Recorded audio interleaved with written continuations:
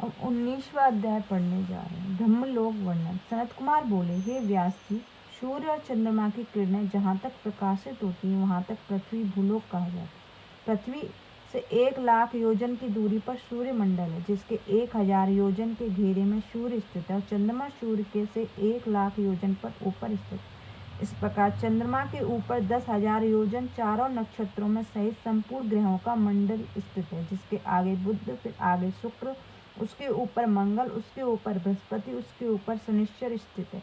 उससे 1,00,000 योजन ऊपर सप्तऋषियों का मंडल है, और उसमें 7 सहस्त्र योजन ऊपर ध्रुव ग्रह है। भूमि के ऊपर ध्रुव से नीचे भूलोक और स्वर्गलोक है। ये तीनों लोक जानना चाहिए, जहाँ 1 कोटि योजन पर कल्पवासी ऋषि निवास करते हैं। ध्रुव लोक के ऊपर महालोक है, जहाँ वत्स्यमाण ब्रह्मा के 7 पुत्र शनक, सनंदन, सनातन, कपिल, असुरी, वोडु तथा पंचसिक निवास करते हैं। इनके ऊपर 2,00,000 योजन के अंतर में एक शुक्र स्थित है, जहाँ शुक्र के 2,00,000 योजन के नीचे बुध है। बुध से 10,00,000 योजन ऊपर मंगल, और मंगल के 2,00,000 योजन ऊपर बृहस्पति तथा इनसे उतनी ही दूरी पर शनिश्चर स्थित। ये सातों ग्रह अपनी अपनी राशि पर स्थित हैं, जिन्हें 11,00,000 योजन के ऊपर सप्तऋषि स्थित हैं, तथा ध्रुव 13,00,000 योजन ऊपर है। इस प्रकार जन लोक से आगे चौगनी दूरी पर अर्धमार्ग है। परलोक की स्थिति है, जहाँ पर वैदराज और दाह रहित देवता हैं। इससे 6 गुना दूरी पर सत्यलोक और ब्रह्मलोक जानो, वहाँ धर्म में तत्पर ज्ञानी ब्रह्मचारी भूलोक से जाकर निवास करते हैं, और भूलोकों में मुनि देवता सिद्ध रहते हैं।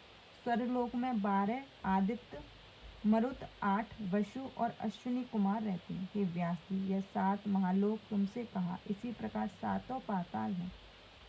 जैसे कैथ का फल ऊपर होता है, उसकी बाढ़ नीचे होती है, उसी प्रकार अंड कट्ठा से सारा ब्रह्मांड चारों ओर से घिरा है। सब कुछ प्रधान महत्व ही व्याप्त है, जिससे परमात्मा पुरुष की संख्या और नाक की सर्वथा अभावी है। इस कारण वे अनंत नाम से प्रसिद्ध हैं। जैसे काष्ठ में अग्नि, तिलों में तेल, दूध में घी स्थित है, उसी प्रकार परमात्मा सब ब्रह्मांड में व्याप्त होकर स्थित है। जैसे बीज से वृक्ष प्रकट होता है, वैसे ही ब्रह्मा शक्ति से सृष्टि उत्पन्न होती है। इस विषय के शिव जी का कामना रहित और शिव संयोग में ही देवता आदि की उत्पत्ति होती है, तथा वह शिव जी की ब्रह्मा, विष्णु, रुद्र नामों से प्रसिद्ध होते हैं। उन्हीं से सारे जगत की उत्पत्ति और लय होता है। सब क्रियाओं के कर्ता वही शिव जी हैं। शिव जी ने पूछा कि सर्वज्ञ सनत कुमार जी, अब आप मुझे ये बतलाइए कि ब्रह्मांड के ऊपर लोक भी है या नहीं। सनत कुमार जी बोले, हे मुनीश्वर, ब्रह्मांड के ऊपर और भी लोक हैं। ब्रह्मा लोक के ऊपर बैकुंठ लोक है, जिसमें परम शोभायमान विष्णु जी वास करते हैं। उसके ऊपर कोमर लोक है, जो स्वामी कार्तिकेय जी। उसके ऊपर उमा लोक है, जिसमें शिव भक्ति परम सुशोभित है। वह निर्विकार देवी शिवात्मा है। उस लोक के ऊपर सनातन शिव लोक है, जहाँ सदा अविनाशी और सर्व शोभा संपन्न है। यहीं पर त्रिभुवन से परे सबके स्वामी पर ब्रह्मा शंभु महेश्वर विराजमान है, और जिसके ऊपर अन्य कोई लोक नहीं।